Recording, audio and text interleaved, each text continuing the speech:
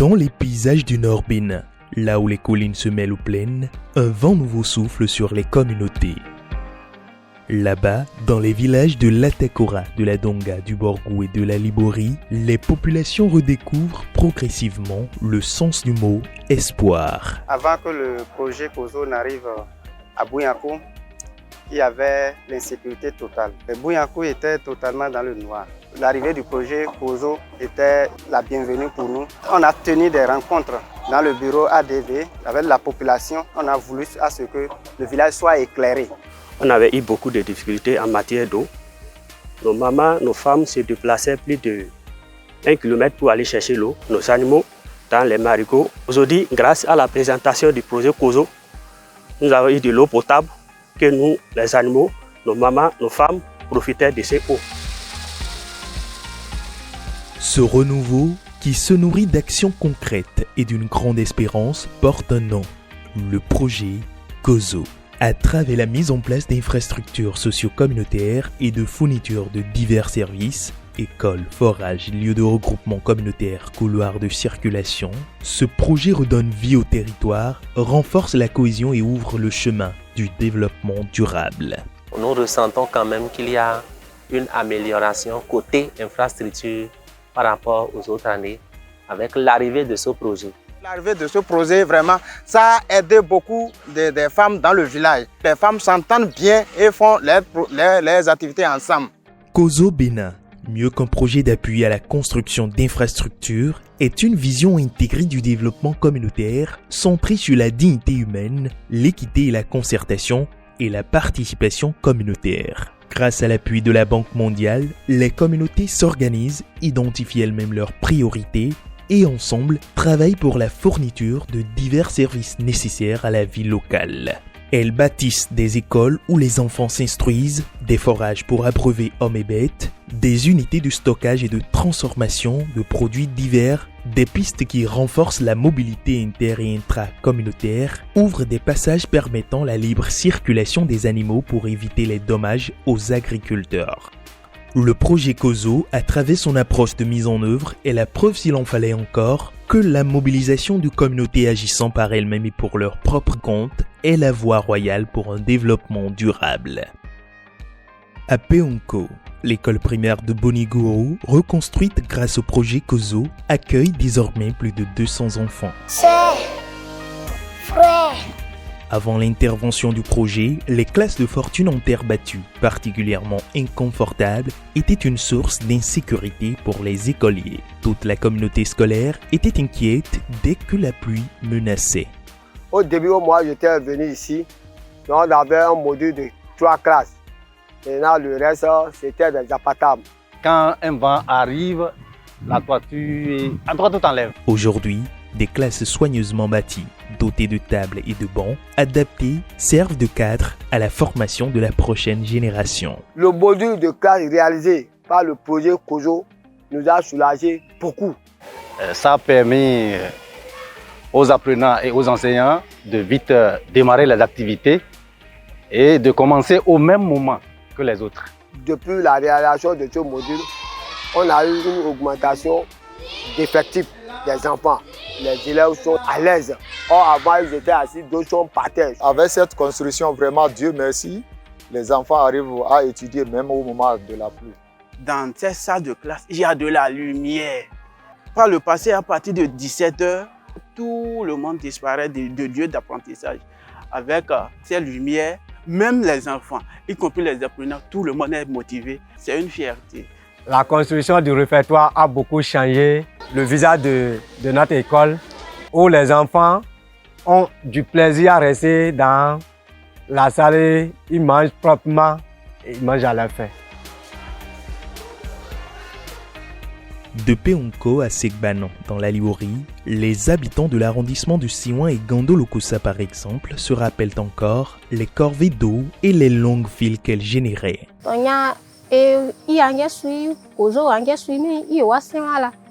Avant l'arrivée du projet COSO, nous avions beaucoup de difficultés pour avoir de l'eau. Nous, les femmes, devrions faire de gros efforts pour aller en chercher au marigot. Parfois, nous attendons longtemps parce que les éleveurs venaient aussi avec leurs bœufs. À la fin, nous rentrons toutes fatiguées et découragées. Depuis l'installation des postes d'eau autonomes modernes, les femmes gagnent du temps. Les enfants profitant de l'eau sont plus propres, les animaux s'abreuvent plus facilement et les conflits liés à l'eau appartiennent au passé.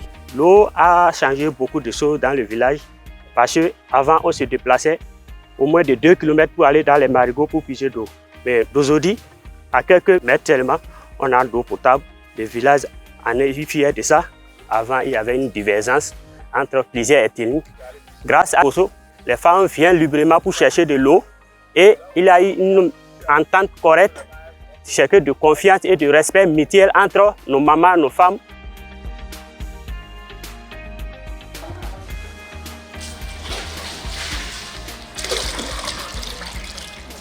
Avant, le site Sakaré, vraiment, pour même prendre de l'eau à boire, c'était doutable.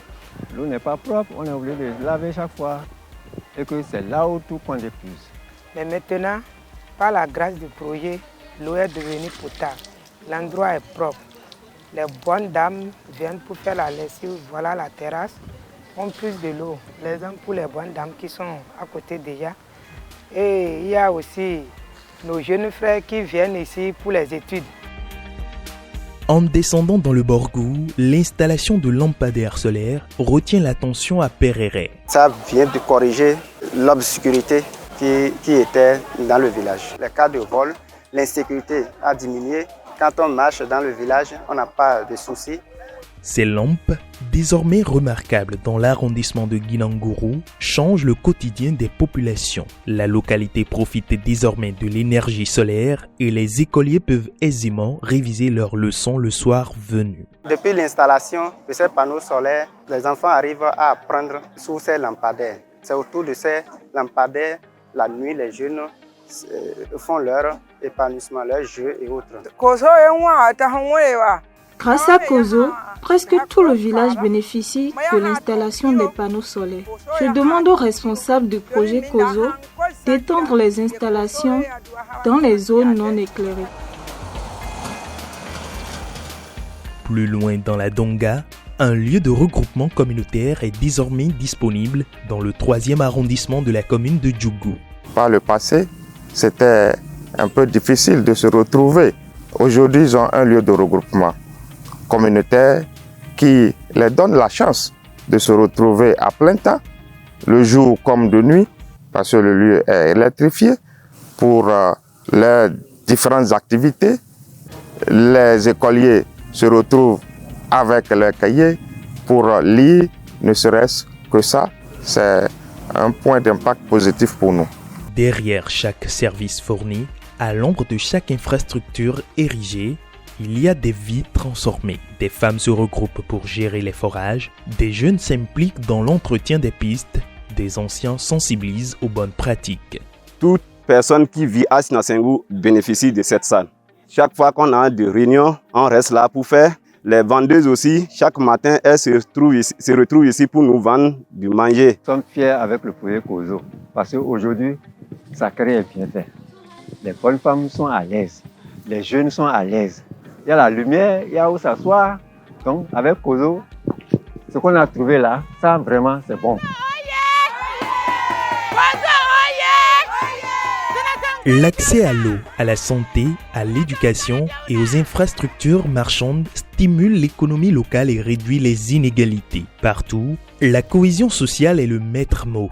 Porté par la confiance retrouvée entre population et autorités locales, le vivre ensemble se renforce progressivement. Depuis l'arrivée du projet Kozo, les séances communautaires ont été multipliées. Le brassage aussi entre majorité et minorité dans la localité, tout s'est fait ensemble. Donc cela fait consolider le vivre ensemble des populations. Les autorités locales, les représentants des préfectures, les responsables de projets au niveau des départements ainsi que les bénéficiaires s'accordent à reconnaître que le développement des communautés est en marche dans la cohésion. Si le projet COSO pouvait être réitéré, les populations seront très contentes parce qu'ils ont vu déjà l'impact positif. D'abord, sur les activités quotidiennes, parce qu'il y a un changement positif. Nous, en tant qu'autorité, nous sommes très fiers, très contents. Nous remercions très sincèrement le gouvernement en place d'avoir accordé à notre communauté, à l'école primaire publique de Tikirikou, ce joyau qui vraiment est venu donner un coup de pouce à l'éducation dans cette communauté. COSO Bénin, par son approche de mise en œuvre, inspire aujourd'hui de nouvelles pratiques de gouvernance locale où les communautés deviennent actrices et garantes de leur propre développement. Aujourd'hui, on peut se satisfaire des réalisations parce que nous réceptionnons de plus en plus quand même des infrastructures, notamment en matière d'eau, surtout eau agro-pastorale. Nous avons aujourd'hui des forages à usage multiple qui sont réceptionnés. Nous avons près d'une quarantaine aujourd'hui qui sont déjà réceptionnés, mis en service et qui servent, surtout pendant cette période de sécheresse, aux communautés agro-pastorales et aux communautés agricoles. Nous avons également pour beaucoup de communautés des écoles qui sont construites pour renforcer le dispositif au niveau éducatif. À ce niveau également, nous avons une trentaine d'écoles aujourd'hui qui sont réceptionnées. C'est des écoles qui sont non seulement construites, mais des modules de 3 salles de classe, mais surtout équipées avec des équipements assez solides et aussi complétés par des investissements en latrines, par endroits de réfectoire pour permettre à ce que les enfants puissent avoir accès à un cadre propre assez hygiénique pour manger et se restaurer dans le cadre des cantines scolaires. Les centres de santé sont équipés, sont renforcés. Je rappelle que nous travaillons sur la base vraiment des besoins qui sont exprimés par les communautés. Et c'est sur cette base que le projet COSO se déploie. Dans les 4 départements d'intervention du projet, les sous-projets réalisés par le projet COSO ne sont pas seulement des bâtiments ou des forages. Elles sont le symbole d'une promesse tenue, celle d'un développement inclusif et partagé. Le projet COSO est un bon projet qui est venu améliorer notre quartier, surtout le site Sakaré. Nous souhaitons que ça revienne encore un jour pour nous augmenter encore l'amélioration. Des enfants qui rient, des femmes qui commercent, des routes qui relient des hommes, COSO est une histoire d'unité, de dignité, de solidarité et de progrès. C'est une histoire qui s'écrit à l'encre de la cohésion sociale par les communautés elles-mêmes. Et chaque jour, dans l'Atakora, la Donga, le Borgou et la Libori, cette histoire continue.